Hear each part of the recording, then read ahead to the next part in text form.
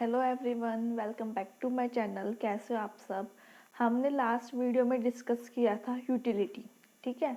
वो chapter complete हो गया था, वो हमने 2-3 पार्ट में डिस्कस किया। आज हम करेंगे इनडिफरेंस कर्व। इनडिफरेंस कर्व हमने जब यूटिलिटी पढ़ा था, हमने 2 तरीके से पढ़े थे। 2 तरीके से हम उसको एनालिसिस कर सकते हैं, कार्डिनल एंड ऑर्डिनल। पर जो इनडिफरेंस कर्व वो किसके बेस पे हम एनालिसिस कर सकते हैं, ऑर्डिनल के बेस पे।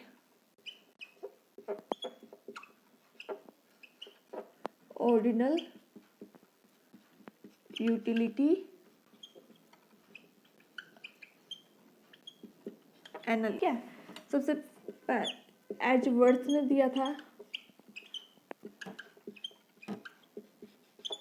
पर डिटेल में डिस्कस किसने किया था, हिक्स ने किया था, ठीक है। तो इससे फिर हम हिक्स एनालिसिस भी कहते हैं। क्या कहते हैं? Hicks analysis. और फिर इनडिफरेंस कर्व एनालिसिस भी इसको कहते हैं, ठीक है। तो ऑर्डिनल यूटिलिटी एनालिसिस किसने दिया था? एजवर्थ ने दिया था। बट फर्स्ट टाइम डिटेल में डिस्कस किसने किया था? हिक्स ने किया था। इसलिए इसको हिक्स एनालिसिस या इनडिफरेंस कर्व एनालिसिस भी कहते हैं। इसमें क्या होता है, हम ऑर्डर में सेट करते हैं। उसमें क्या था, हम नंबर में काउंट करते हैं 1 2 3 4। इसमें ऑर्डर में सेट करते हैं कि फर्स्ट, सेकेंड, थर्ड, फोर्थ, ठीक है। तो इसमें ऑर्डर में होता है, उसमें नंबर्स में होता है। तो ये था इनडिफरेंस कर्व कि कैसे हम उसको एनालिसिस करते हैं। अब हम पढ़ते हैं इनडिफरेंस कर्व होता क्या है।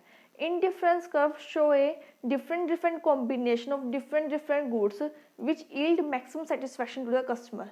कि इनडिफरेंस कर्व ये शो करता है डिफरेंट जो गुड्स होती है उसके डिफरेंट कॉम्बिनेशन को शो करता है, और जो कि उसे मैक्सिमम क्या करता है, सेटिस्फैक्शन प्रोवाइड करता है कस्टमर को, ठीक है। वो क्या होता है, इनडिफरेंस कर्व होता है।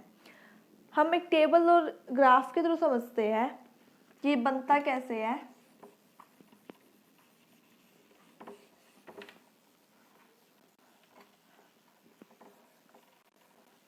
हमने लिया 2 तरह के गुड्स ली, डिफरेंट कॉम्बिनेशन पढ़ा हमने एंड डिफरेंट गुड्स पढ़ी है। तो एप्पल ऑरेंज क्या है, 2 गुड्स है और combination A B C D है। अगर कॉम्बिनेशन ए हम लेते हैं तो एप्पल वो 1 ले रहा है और ऑरेंज वो 10 ले रहा है, ठीक है। जब कॉम्बिनेशन सेकंड है तो उसमें एप्पल 2 है, ऑरेंज 7 है। कॉम्बिनेशन सी में एप्पल 3 है, ऑरेंज 5 है।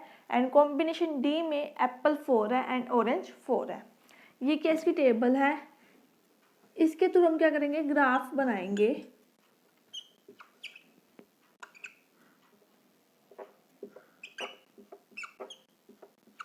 ये क्या है, एप्पल है,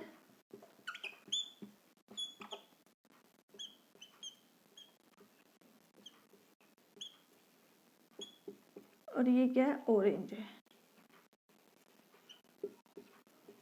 ठीक है। अगर एप्पल 1 है तो ऑरेंज कितने हैं, 10 है। एप्पल 2 है, ऑरेंज कितने, 7 है, orange 7। Apple 3, orange 5 and Apple भी 4, ऑरेंज भी 4। तो ये क्या है, लाइव ड्रॉ कर दो इनको पॉइंट्स को मिलाते हुए, ठीक है। Apple 10, sorry orange 10 Apple 1, orange 7 Apple 2, orange 5 Apple 3 and orange भी 4 एंड एप्पल भी 4। ये क्या है, ये क्या कॉम्बिनेशन है, 1 10 2 7 3 5 4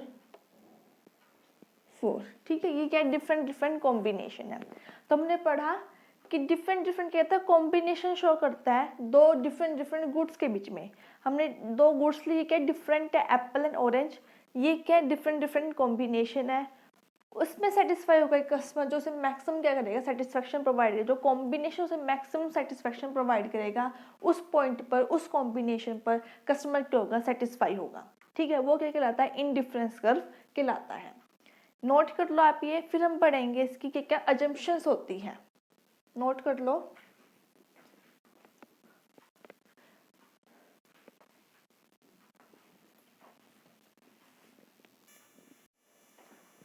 अब हम पढ़ते हैं इसकी क्या अजम्पशंस होती हैं।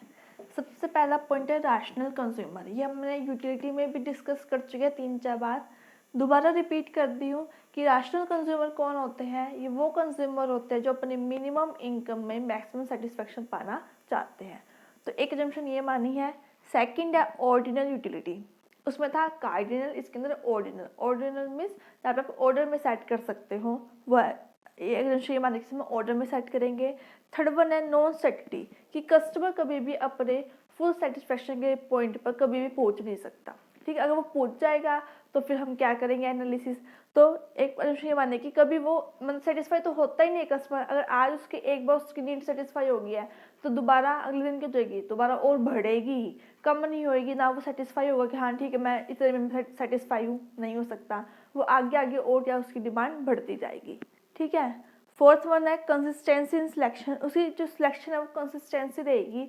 मान लो उसने ए गुड प्रेफर किया है बी के कंपैरिजन में, तो वो हमेशा ए गुड ही प्रेफर करेगा, वो बी गुड प्रेफर नहीं करेगा। ठीक है, तो वो कहेगी हमेशा कंसिस्टेंसी रहेगी। And diminishing marginal rate of substitution, MRS means marginal rate of substitution. उसमें क्या था डिमिनिशिंग मार्जिनल यूटिलिटी। ये किस पे बेस्ड है, इंडिफरेंस का वही diminishing marginal rate of substitution. Marginal rate of substitution क्या होता है, एक एडिशनल यूनिट गेन करने के लिए आप कितने यूनिट को स्किप कर रहे हो, आप कितने यूनिट छोड़ रहे हो, वो होता है MRS।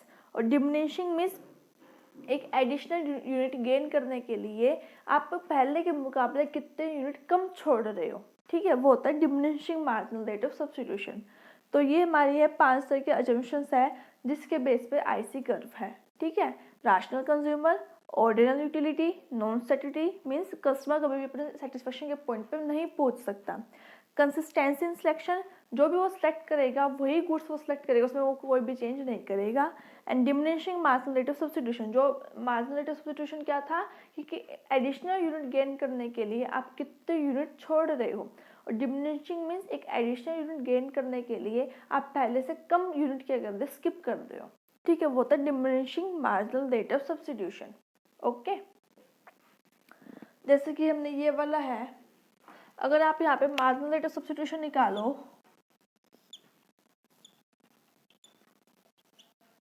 ठीक है, तो ऊपर वाले में कुछ निकलेगा नहीं।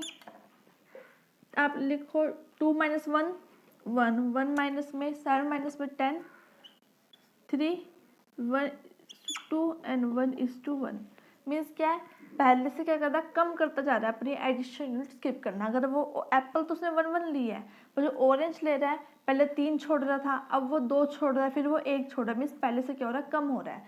तो ये किस पे है, ये क्या diminishing marginal rate of substitution है। और जो हमारा ये इंडिफरेंस कर्व है इस पे ही डिपेंड करता है।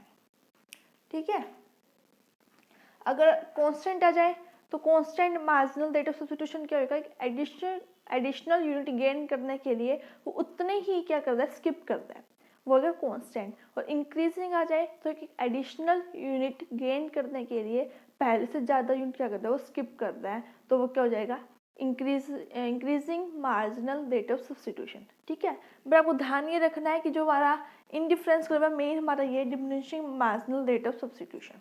ठीक है, एक चीज़ हो रहा है, एक होता है indifference map. Indifference map means क्या होता है, जब एक ही एक्सिस पर आप एक से ज़्यादा मैप शो कर देते हो तो वो क्या कहलाता है, इंडिफरेंस मैप कहलाता है। जैसे कि हमने भी इंडिफरेंस मैप कर्व बनाया था ना,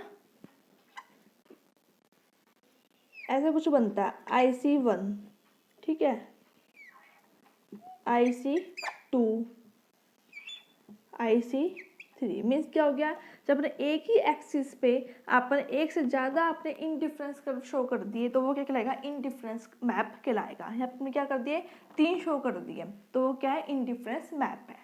ठीक है, तो आज हम इतना डिस्कस करेंगे कि इंडिफरेंस कर्व का हमने पढ़ा कि कैसे हम उसको एनालिसिस कर सकते हैं, हमने पढ़ा से क्या क्या मीनिंग है, अजम्पशंस, एक टेबल और ग्राफ के थ्रू हमने उसको प्रेजेंट किया इंडिफरेंस कर्व को, एंड हमने ये पढ़ा कि diminishing marginal rate of substitution क्या होता है, एंड इंक्रीजिंग भी होता है, कांस्टेंट भी होता है, वो हम डिस्कस कर लिया, और इंडिफरेंस मैप क्या होता है। ठीक है, आज सिर्फ हम इतना ही डिस्कस करेंगे और हम कल करेंगे।